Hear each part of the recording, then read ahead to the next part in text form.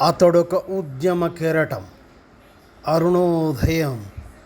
తెలంగాణ ఉద్యమ చరిత్రలో అతనిది కీలక పాత్ర. అడ్వకేటుగా ఉంటూ అడ్వకేటు సంఘాలతో కలిసి సమరబేరి మోగించి తెలంగాణను సాధించిన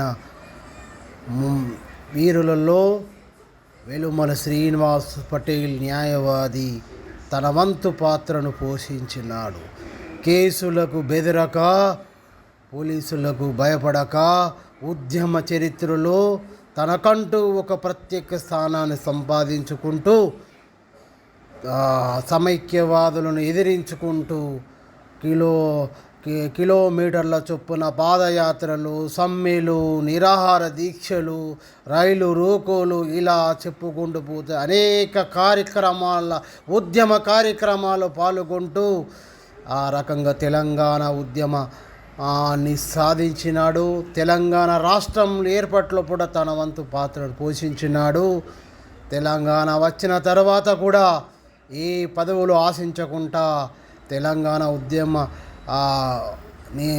ఉద్యమకారులకు, అదే రకంగా అమరవీరులకు జోహార్లు అర్పించుకుంటూ తెలంగాణ ఆశయాలను నిలబెట్టుకుంటూ ముందుకు పోతున్న వెలుమల శ్రీనివాస్ పటేల్ యొక్క జీవిత చరిత్ర ఇది.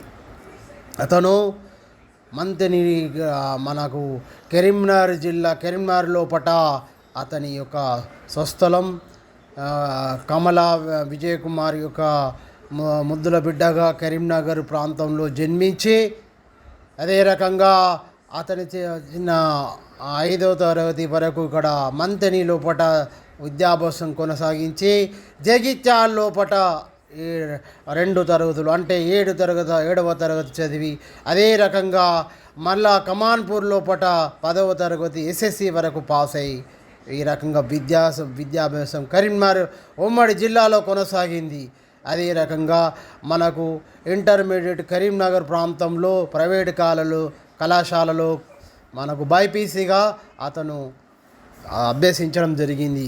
అదేవిధంగా మనకు డిగ్రీకి వస్తే బీకామ్ తీసుకొని మంతెన్ లోపల విద్యాభ్యాసం కొనసాగించి 96 వరకు అతను అదే క్రమం లోపల విద్యార్థులు ఎదుర్కొంటున్న సమస్యలను గుర్తిరిగి విద్యార్థి విభాగం ఎన్ఎస్సి లోపల 93 లోపల మనం పొన్నం ప్రభాకర్ గారి ఆధ్వర్యం లోపల అతను మంత్రి టౌన్ ప్రెసిడెంట్గా కొనసాగడం జరిగింది.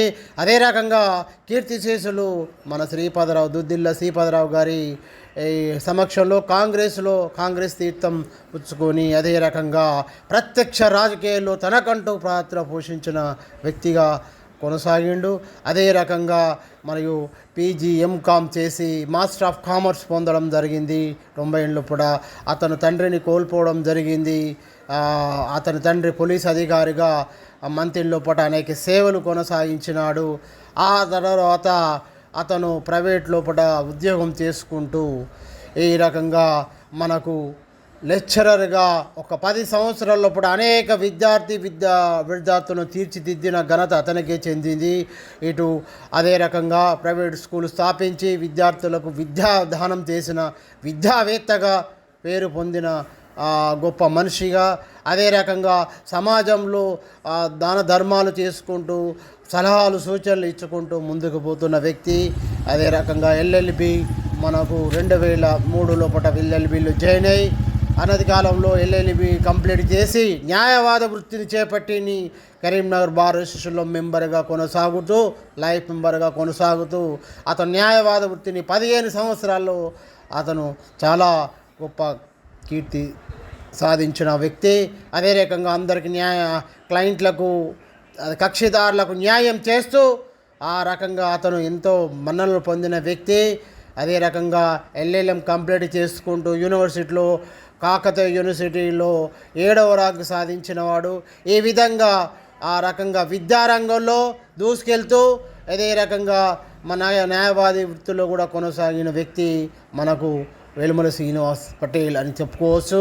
ఇదే రకంగా మనకు సంఘం లోపల న్యాయవాదుల సంఘం లోపల సమస్యలు పోరాడుతూ ఎన్నికల్లో పోరాడుతూ అదేవిధంగా జూనియర్ న్యాయవాదుల కొరకు అని న్యాయవాద మిత్రుల కొరకు యూట్యూబ్ ఛానల్ విఎస్పి లా ఛానల్, ఎస్పీవి లా ఛానల్ అని, మరి అదే రకంగా